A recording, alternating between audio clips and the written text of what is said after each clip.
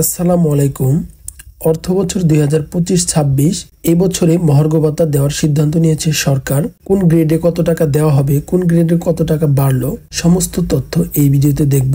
বিস্তারিত দেখতে পাশেই থাকুন। মঙ্গলবার 20 মে অর্থ মন্ত্রণালয়ে অনুষ্ঠিত এক বৈঠকে এই হার চূড়ান্ত হয়েছে।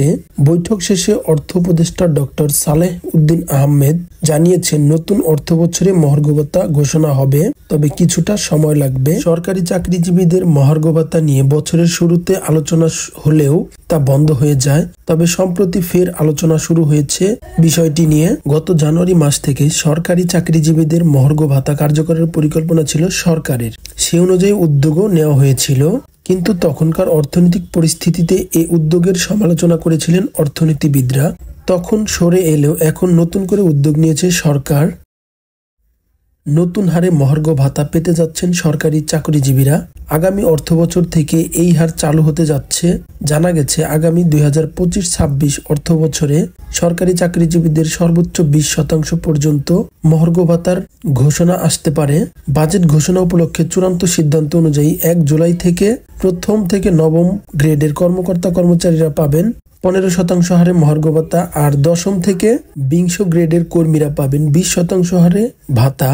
অন্যদিকে মহার্ঘ ভাতা কার্যকরের সঙ্গে সঙ্গে 2023-24 অর্থ বছর থেকে পাওয়া 5% বিশেষ প্রণোদনা সুবিধা বাতিল হয়ে যাবে।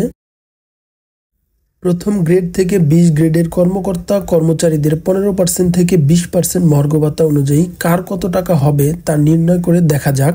2015 সালের বেতন স্কেল অনুযায়ী 20তম গ্রেডের শুরুতে দেখা যাচ্ছে 8,250 টাকা আছে।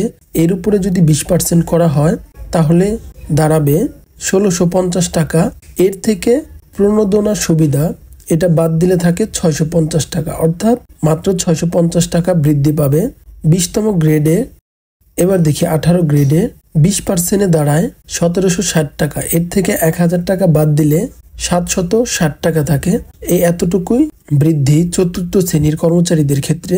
এবার আপনারা কমেন্টস করুন, সরকারি কর্মচারী কর্মকর্তাদের জন্য কতটুকু সুবিধাজনক বা অসুবিধাজনক হলো নিচে কমেন্ট বক্সে জানিয়ে দিন।